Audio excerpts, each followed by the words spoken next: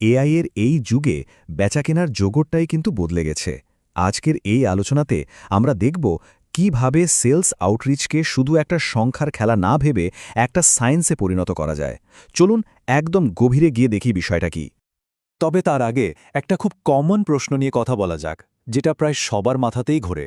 এত কষ্ট করে পাঠানো সেলস ইমেলগুলো মানুষ কেন পাত্তাই দেয় না? এটা এমন একটা সমস্যা যা প্রায় সব সেলস প্রফেশনাল আর ব্যবসার মালিকদের হতাশ করে। এর উত্তরটা লুকিয়ে আছে আজকের দিনে আমাদের ইমেলের ইনবক্সে। এটা এখন একটা যুদ্ধক্ষেত্রের মতো, যেখানে সবার নজর কাড়ার জন্য রীতিমতো লড়াই চলছে। আর লড়াইটা কিন্তু দিন দিন আরও কঠিন হচ্ছে। ভাবুন, ৫৪% সেলস প্রফেশনাল, অর্ধেকেরও বেশি, বলছেন যে আগের চেয়ে এখন সেলস করাটা অনেক বেশি কঠিন হয়ে গেছে। এটা শুধু মুখের কথা না, এটাই এখনকার বাস্তবতা। আর কোল্ড ইমেলের কী অবস্থা? পরিসংখ্যান বলছে প্রায় ৬৯% মানুষই মনে করে যে এর কার্যকারিতা আগের চেয়ে কমে গেছে। কারণটা খুব সোজা, স্প্যাম ফিল্টারগুলো এখন অনেক বেশি করা, আর মানুষও একঘেয়ে কন্টেন্ট দেখতে দেখতে ক্লান্ত।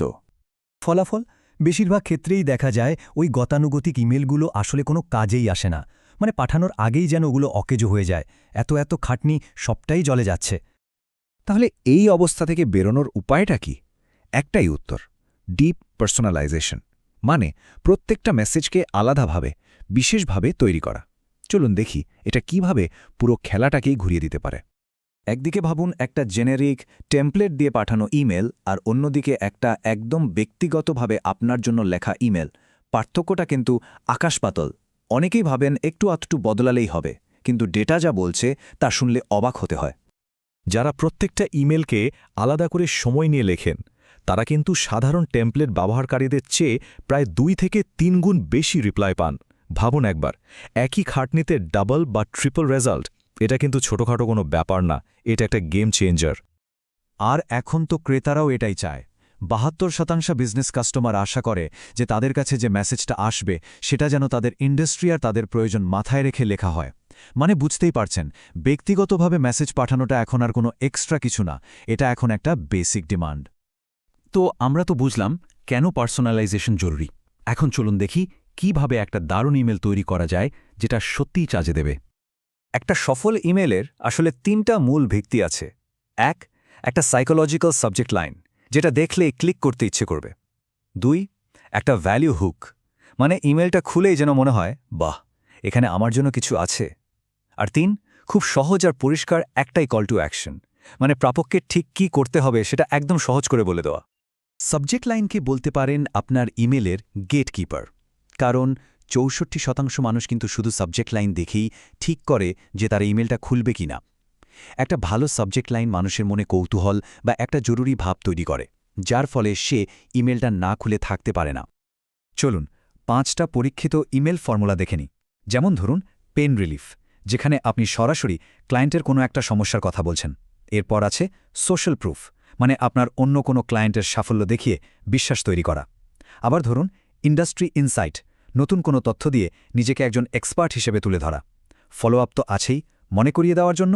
আর সবশেষে একটা মজার জিনিস, ব্রেকআপ ইমেল, যখন আপনি ভদ্রভাবে জানান যে আর বিরক্ত করবেন না।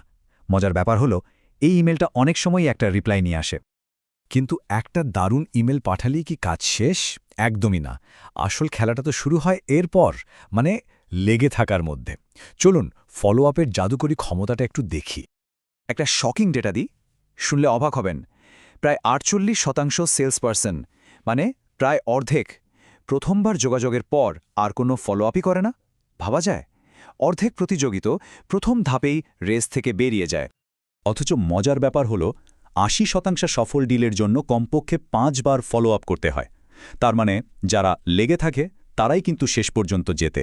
এই দুইটা তথ্যের মধ্যেকার পার্থক্যটাই কিন্তু আসল সুযোগ। বিশ্বাস করবেন, শুধু একবার ফলো আপ করলেই রিপ্লাই পাওয়ার সম্ভাবনা প্রায় ৪৯% বেড়ে যায়। তার শুধু আর একটা ইমেল পাঠানোর এই ছোট্ট চেষ্টাই আপনাকে বাকিদের চেয়ে অনেকখানি এগিয়ে দেবে, কারণ বেশিরভাগ মানুষই তো এই কাজটা করছে না।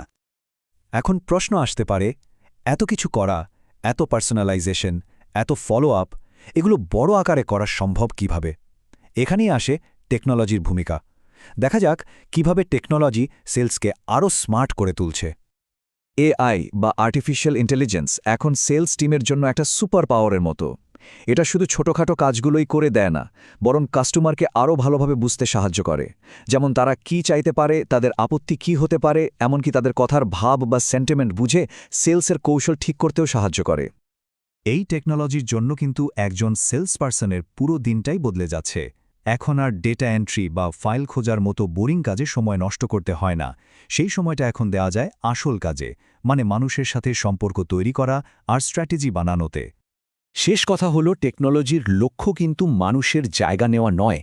এর আসল উদ্দেশ্য হলো ওই সব রুটিন আর একঘেয়ে কাজগুলো সামলে নেওয়া, যাতে সেলস টিম তাদের পুরো ফোকাসটা দিতে পারে সম্পর্ক তৈরি করার মতো মানসিক কাজে আর ডিল ফাইনাল করতে।